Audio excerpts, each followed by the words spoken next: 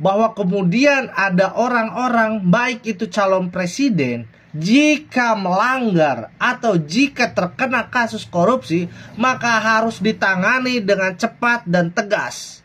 Maka dalam hal ini saya dukung KPK. Kalau misalkan Anies Baswedan itu melanggar, itu melakukan korupsi, maka sudah sepantasnya, sudah sepatutnya Anies Baswedan dipastikan menjadi tersangka. Tapi memang menurut saya, jika ini terjadi, maka kemudian PDIP ini harus melakukan gerakan-gerakan untuk meredam gerakan Nasdem yang menjadi duri di dalam daging. Ketika pemerintahan mempunyai kebijakan apapun yang di dalam pemerintahan tersebut terdapat Nasdem atau oposisi, maka tidak akan terlaksana dengan baik. Maka dari itu menurut saya lebih baik Nasdem mengundurkan diri sebagai menteri dari kabinet Jokowi. Buktinya apa? Buktinya adalah dia mengetahui kadernya aktif itu hanya tahun 2019. Lalu 2020, 2021, 2022 ngapain aja? Apakah tidak berkomunikasi? Nah itu pertanyaannya. Jadi KPK itu belum menetapkan Anies tersangka. Kenapa BW ini sangat kebakaran jenggot? Apakah dibayar oleh Anies Baswedan untuk menyerang KPK?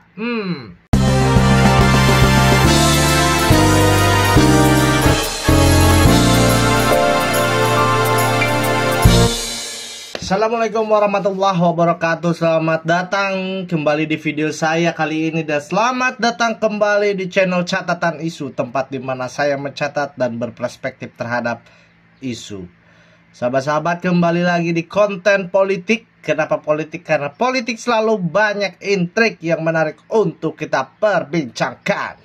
Dan kali ini ada berita yang baru dari PDIP, dari Demokrat, dan ada sedikit dari KPK yang akan menangkap Anies Baswedan dan akan menetapkan Anies Baswedan sebagai tersangka. Nah, langsung saja kita menuju berita yang pertama, sahabat-sahabat. Berita yang pertama datang dari Rep Jabar atau di sini Republika ya. Ini republika.co.id. Ini Rep Jabar. Jokowi dan PDIP bertemu bicarakan hal rahasia. Katanya Ketua Umum PDIP Megawati Soekarno Putri telah menugaskan Sekjen PDIP Hasto untuk bertemu dengan Joko Widodo. Jadi dalam rangka HUT ke-50 PDIP. Nah, kami sampaikan sekaligus mengundang Bapak Presiden Jokowi karena nanti ada dua agenda pada 10 Januari. Yang pertama outdoor bersama dengan Satgas PDIP dan Baguna yang sudah terbentuk sebesar 1 batalion, dan kemudian dilanjutkan dengan indoor Hasto di kantor DPP PDIP. Nah, ditanya apakah pertemuan PDIP dengan Jokowi turut membahas wacana perombakan kabinet atau reshuffle, ia menjawab bahwa dirinya hanya menyampaikan undangan HUT PDIP. Kembali ditanya apakah ada pembicaraan lain dengan Jokowi, Hasto menjawab adanya pembicaraan rahasia. Jadi menurut saya sudah jelas ini pasti pembicaraan reshuffle ini pasti menjadi topik obrolan antara Hasto dan Joko Widodo. Ini udah pasti nih, karena yang disebutkan di sini adalah ya rahasia, namanya ditugaskan. Kan kita ketemu dengan Presiden Jokowi kan sifatnya very strictly confidential katanya. Ini pertemuan yang sangat rahasia kata Hasto pertemuannya. Nah, berita selanjutnya HUT ke-50 PDIP Megawati bakal umumkan capres. Ternyata di dalam beritanya itu disebutkan tidak ada pengumuman capres atau cawapres. Tapi yang jelas di sini nih, kapan waktunya yang pasti tahun 2023 ini, kata Hasto ya, ketika dikonfirmasi oleh media. Lalu di dalam CNN masih berita soal yang kemarin, yaitu PDIP desak 2 menteri Nasdem mundur dari kabinet Jokowi. Ini memang Nasdem ini agak ngotot mempertahankan menteri-menterinya. Setahu saya ada 3 menteri yang diduduki oleh Nasdem di kabinet Jokowi.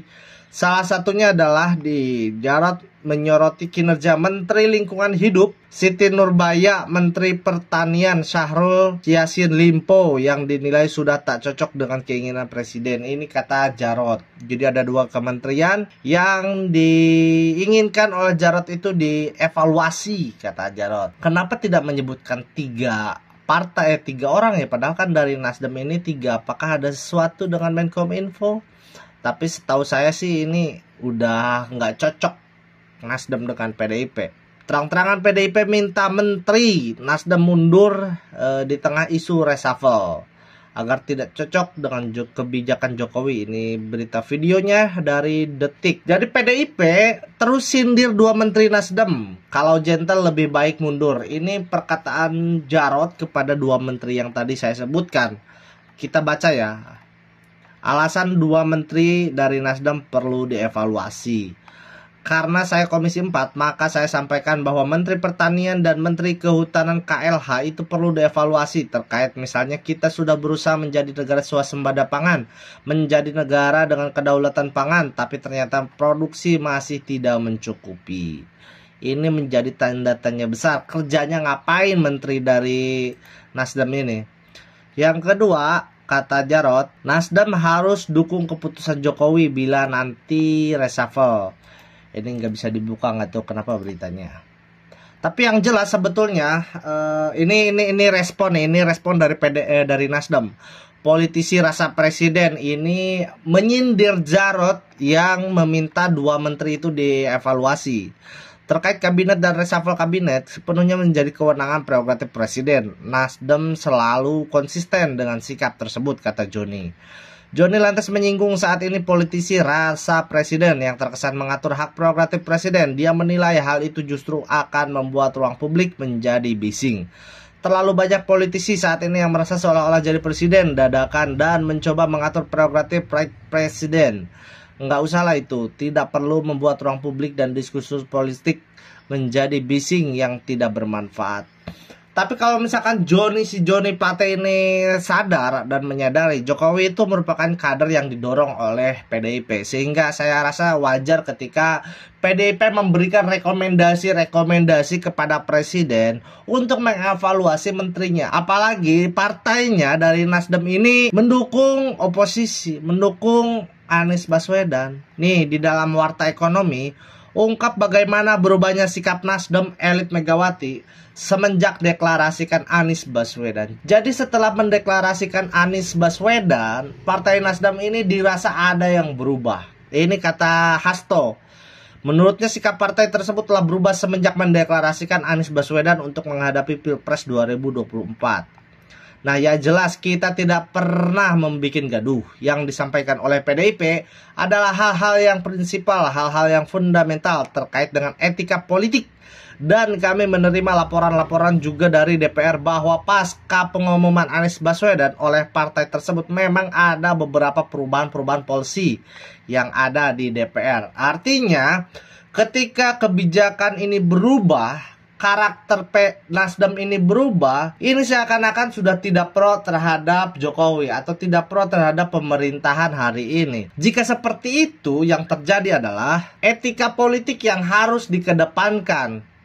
Ini juga menurut Hasto nih, memang etika politik harus dikedepankan, terlebih posisi Nasdem dalam pemerintahan Jokowi kekinian.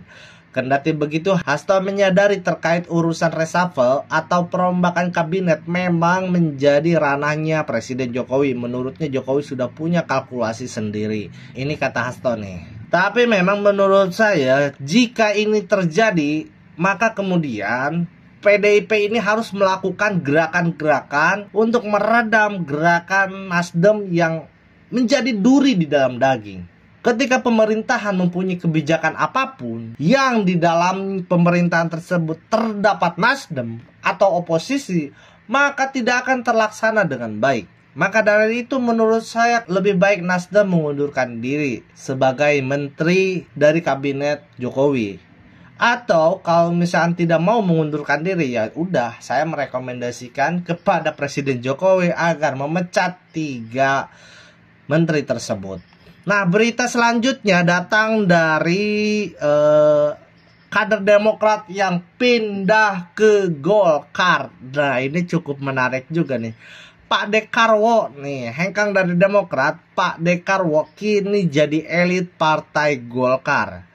Nah, Pak Dekarwo itu adalah mantan gubernur Jawa Timur yang juga anggota dewan atau Watimpres Soekarwo hengkang dari Partai Demokrat. Kini pria yang akrab disapa Pak Dekarwo itu bergabung ke Partai Golkar. Pada akhirnya kembali ke laptop, Pak Karwo kembali ke Golkar. Ini kata Ridwan Hisyam dikonfirmasi Rabu. Jangan heran kalau Pak D sekarang kembali ke Golkar. Jadi bukanlah sesuatu yang aneh atau baru.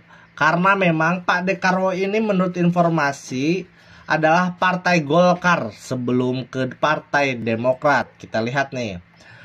Soekarwo kembali ke Golkar dapat posisi Wakil Ketua Dewan Pakar. Nah, informasi terakhir bahwa dia menjabat sebagai salah satu Wakil Ketua Dewan Pakar. Sambutan hangat Partai Golkar untuk Pak Dekarwo jelang pemilu 2024. Nah, menurut informasi yang beredar, Bayu lantas menunjukkan lampiran SK dengan nomor bla bla bla bla tertanggal 22 November.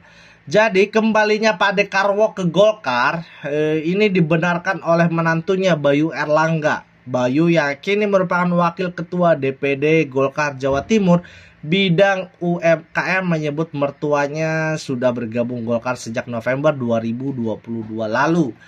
Bayu ini adalah siapa? Saya kasih tahu di berita yang ini nih. Di berita yang ini nih. Demokrat belum terima surat pengunduran diri Pak Dekarwo usai gabung Golkar. Nah, ini kata Partai Demokrat, Pak Dekarwo ini tidak aktif di Partai Demokrat sejak pemilu 2019 karena menjadi komisaris BUMN. Jika saat ini bergabung di partai lain, saya tidak tahu karena tidak ada surat pengunduran dirinya. Ini klarifikasi dari Demokrat. Jadi artinya Demokrat ini tidak bisa dan tidak mampu mengurus kadernya sendiri. Buktinya apa? Buktinya adalah dia mengetahui kadernya aktif itu hanya tahun 2019.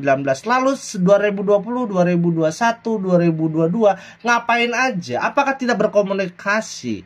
Nah, itu pertanyaannya. Good governance-nya gimana? Pola komunikasi antara kadernya tuh gimana sampai nggak tahu kadernya sendiri? Mungkin itu dasar dari kenapa Pak Dekarwo ini meninggalkan Partai Demokrat. Kita lanjut, komunikasi personal baik-baik saja dan tidak tahu saat ini masih komisaris BUMN atau tidak. Kalau di komisaris BUMN kan tidak boleh berpartai, ujar anggota Komisi 6 DPR ini. Lebih lanjut, Herman mengaitkan keputusan Pak Dekarwo ini dengan kekalahan menantunya Bayu Erlangga di pemilihan Ketua DPD Jawa Timur melawan Emil Dardak. Emil Dardak itu ya Wagub ya. Diketahui Bayu pun memutuskan mundur dari Demokrat usai hasil Musda Jatim menetapkan Emil Dardak sebagai Ketua DPD Demokrat Jatim terpilih. Nah, semenjak itu dia keluar dan pindah ke Partai Golkar. Semakin menarik saja perpolitikan di Indonesia ini. Dan yang terakhir ini soal Firly yang dituding mau jadikan Anies Baswedan sebagai tersangka. Ceritanya bagaimana? Kita akan baca dari awal. Nah, kita baca dari sini. Memanas BW versus Firly Bahuri soal isu KPK paksakan Anies tersangka. Ini berawal dari BW nih, Bambang Wijoyanto menuding KPK terkesan memaksakan Anies Baswedan sebagai tersangka kasus Formula E. KPK pun menepis tudingan itu. Ceritanya ini Bambang Wijoyanto ini di dalam video YouTube menyebutkan KPK itu kelewat kegilaan katanya. Kenapa? Karena ini tidak pernah terjadi sebelumnya penetapan tersangka atau peningkatan suatu penyidikan tanpa penetapan tersangka. Dan kita tahu ini kasusnya, kasus Formula E. Kasus Formula E itu jadi sesuatu yang so spesial sekali. Jadi nekat sekali beberapa pimpinan KPK ini. Memang tidak detail, menurut saya ini tidak detail. Maksud dari BW ini bagaimana? Apakah menuduh KPK melakukan tindakan yang ilegal atau di luar norma-norma, di luar undang-undang, apa bagaimana? Karena ini tidak disebutkan seperti itu, maka saya bilang ini masih abstrak. Tapi kecenderungannya ini adalah menuduh KPK itu melakukan tindakan yang di luar aturan menurut saya. Penggiringannya itu ke arah sana. Nah, selanjutnya penjelasan dari BW silakan baca saja. Bagaimana mungkin ditetapkan, dinaikkan status ke penyidikan tapi kemudian tersangka belum ditemukan. Ini undang-undang tindak pidana korupsi yang punya kekhususan. Jadi lagi-lagi sebenarnya kalau itu dilakukan, Perkom itu jelas sangat melanggar undang-undang KPK yang seharusnya jadi rujukan dan penjuru dari seluruh Perkomnya KPK. Nah, lalu respon dari KPK seperti apa? Kita bacakan. KPK di dalam terkait dengan penyelidikan suatu perkara itu tunduk pada ketentuan hukum dan undang-undang karena sesungguhnya KPK sangat menunjang tinggi azas-azas pelaksanaan tugas pokok KPK sebagaimana diamanatkan pada pasal 5 Undang-Undang 19 tahun 2019. Di situ disebutkan salah satu diantaranya dilakukan secara terbuka, transparan, dan proporsionalitas. Kata Firly di gedung KPK. Ini jawabannya ya. Jadi sudah jelas ini dilakukan secara transparan, secara proporsionalitas, dan secara terbuka. Kita tetap tunduk kepada prinsip-prinsip hukum pidana, apakah itu diatur di dalam Undang-Undang KPK sendiri ataupun hukum acara. Firly memastikan KPK tidak akan menetapkan seseorang menjadi tersangka tanpa adanya bukti permulaan yang kuat. Jadi KPK itu belum menetapkan Anies tersangka. Kenapa BW ini sangat kebakaran jenggot? Apakah dibayar oleh Anies Baswedan untuk menyerang KPK? Perlu diselidiki lebih dalam lagi. Karena saya di posisi KPK hari ini, bahwa kemudian ada orang-orang baik itu calon presiden, jika melanggar atau jika terkena kasus korupsi, maka harus ditangani dengan cepat dan tegas. Maka dalam hal ini saya dukung KPK. Kalau misalkan Anies Baswedan itu melanggar, itu melakukan korupsi, maka sudah sepantasnya, sudah sepatutnya Anies Baswedan dipastikan menjadi tersangka. Nah, KPK kaji penyidikan tanpa jerat tersangka. Sebelumnya KPK melalui kabar pemberitaannya Ali Fikri mengatakan KPK masih mengkaji terkait perubahan proses penanganan perkara, yaitu dengan menaikkan status ke penyidikan tanpa menetapkan tersangka. Menurut KPK, hal ini dimaksudkan agar menaikkan status suatu perkara ke tingkat penyidikan tidak sembarangan. Sebagai profesionalitas kerja pemberantasan korupsi, ini KPK masih terus melakukan berbagai upaya tindak lanjut dari laporan pengaduan yang disampaikan masyarakat atas dugaan tindak pidana korupsi penyelenggaraan Formula E. Lanjutkan saja, berantas si koruptor-koruptor yang merugikan negara. Maka saya dukung KPK hari ini. Mungkin itu aja untuk berita hari ini dan ditutup. Wassalamualaikum warahmatullahi wabarakatuh. Bye.